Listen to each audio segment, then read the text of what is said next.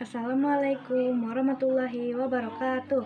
Nama saya Irna Salwa Aliksani dari kelas 12 IPA 3 akan menjelaskan materi tentang teks cerita sejarah. Apa sih itu teks cerita sejarah? Teks cerita sejarah adalah naskah cerita atau narasi rekaan yang mengandung unsur-unsur sejarah. Dalam teks sejarah ada beberapa unsur nyata, misalnya tokoh, nama tempat, dan peristiwa.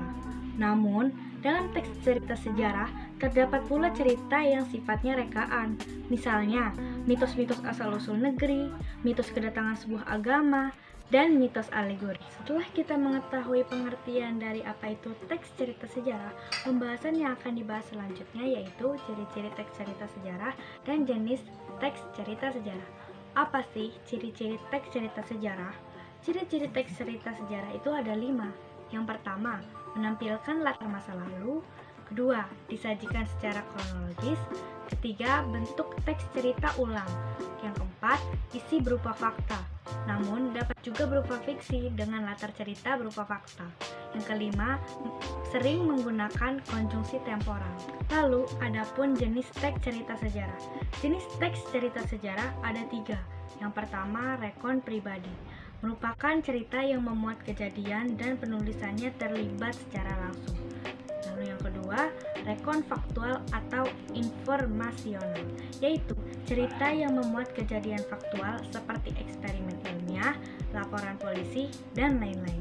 Yang ketiga, rekon imajinatif, yaitu cerita yang memuat kisah faktual yang dikalayakan dan diceritakan secara lanjut ke pembahasan berikutnya, yaitu mengenai struktur teks cerita sejarah.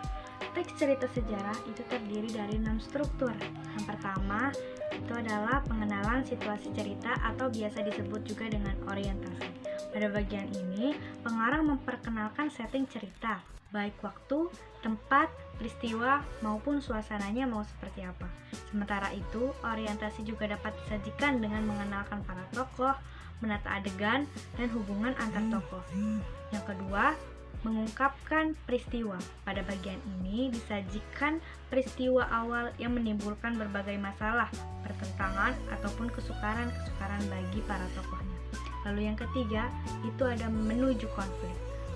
Pada bagian ini terjadi peningkatan perhatian, bisa berupa kegembiraan, kehebohan, ataupun keterlibatan berbagai situasi yang menyebabkan bertambahnya kesukaran tokoh. Lalu yang keempat, itu puncak konflik. Pada bagian ini biasa disebut pula sebagai klimaks. Disinilah bagian cerita yang paling mendebarkan. Sebab di sini juga akan menentukan bagaimana perubahan nasib beberapa tokohnya. Misalnya, apakah setelah adanya masalah ini, tokoh dalam cerita berhasil melewatinya atau tidak. Yang kelima, penyelesaian atau biasa disebut dengan resolusi. Pada bagian ini berisi penjelasan ataupun penilaian tentang sikap maupun nasib yang dialami oleh tokoh setelah mengalami peristiwa puncak pada bagian sebelumnya. Pada bagian ini juga sering dinyatakan sebagai wujud atau kondisi akhir yang dialami para tokoh dalam cerita, terutama tokoh utamanya. Yang keenam, yaitu yang terakhir, yaitu koda. Pada bagian ini berupa komentar keseluruhan isi cerita yang fungsinya sebagai penutup. Komentar yang dimasukkan bisa disampaikan langsung oleh pengarang atau juga bisa diwakili oleh seorang tokoh. Tapi tidak semua novel memiliki koda. Novel-novel modern kini lebih banyak menyerahkan kesimpulan akhir ceritanya kepada para pembaca, sehingga para pembaca dibiarkan menebak-nebak bagaimana penyelesaian akhir cerita. Lalu ada pula fungsi teks cerita sejarah. Fungsi teks cerita sejarah yaitu diantaranya pertama ada rekreatif atau sebagai bahan hiburan. Yang kedua itu ada instruktif atau sebagai bahan instruksi bagi para pembaca. Yang ketiga ada inspiratif, yaitu bahan inspirasi dalam kehidupan. Yang keempat ada edukatif, yaitu memberikan pembelajaran kepada para pembaca. Materi selanjutnya yaitu informasi penting dan unsur pembangun dalam teks cerita sejarah. Teks cerita sejarah mengandung informasi penting di dalamnya. Informasi tersebut terkandung di dalam alur cerita. Informasi dalam cerita sejarah berupa fakta sejarah dan rekaan pengarang untuk memperkaya isi cerita. Adapun langkah-langkah menemukan informasi penting dalam teks cerita sejarah. Pertama, membaca teks cerita atau novel sejarah dengan seksama. Kedua, mengidentifikasi pokok isi dalam cerita atau novel sejarah. Ketiga, mencatat pokok-pokok isi dalam teks cerita atau novel sejarah. Lalu, adapun unsur pembangun teks cerita sejarah. Teks cerita sejarah mempunyai unsur pembangun. Unsur pembangun teks cerita sejarah ada dua, yakni intrinsik dan ekstrinsik. Pada intrinsik, yang pertama ada tema, kedua ada amanat, ketiga tokoh atau penokohan, keempat ada sudut pandang, kelima latar, dan yang keenam alur.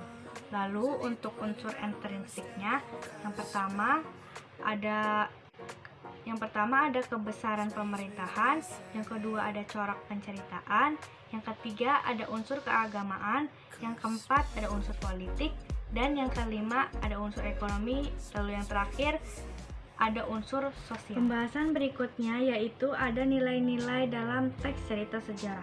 Nilai-nilai dalam teks cerita sejarah terdiri dari 5, yaitu pertama nilai moral, yaitu nilai yang dapat memberikan ajaran yang berkaitan dengan etika atau moral. Kedua, ada nilai kepahlawanan, yaitu nilai sosial yang dapat diteladani dari tokoh yang diceritakan. Yang ketiga ada nilai religius, yaitu nilai-nilai dalam cerita yang bersumber atau mengandung keagamaan atau unsur religi. Yang keempat ada budaya, yaitu nilai yang dapat memberikan atau mengandung hubungan yang mendalam dalam suatu masyarakat, peradaban, atau kebudayaan. Lalu yang kelima yaitu nilai sosial. Nilai yang berkaitan dengan tata pergaulan antara individu dalam masyarakat. Terakhir dari teks cerita sejarah yaitu kaidah kebahasaan pada teks cerita sejarah. Kaidah kebahasaan pada teks cerita sejarah terdiri dari 7, yaitu pertama menggunakan banyak kalimat bermakna lampau. Contoh, prajurit-prajurit yang telah diperintahkan membersihkan gedung bekas asrama telah menyelesaikan tugasnya. Lalu yang kedua, menggunakan kata yang menyatakan urutan waktu seperti sejak saat itu, setelah itu, mula-mula, dan lain-lain. Lalu yang ketiga, menggunakan banyak kata kerja yang menggambarkan suatu tindakan. Lalu yang keempat, menggunakan banyak kata kerja menunjukkan kalimat tak langsung sebagai cara menceritakan tuturan seorang tokoh oleh pengarang.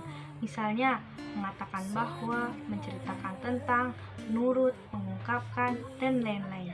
Lalu yang kelima, menggunakan banyak kata kerja yang menyatakan suatu di pikiran atau dirasakan oleh si tokoh. Misalnya, menginginkan, mengharapkan, mendambakan, dan lain-lain.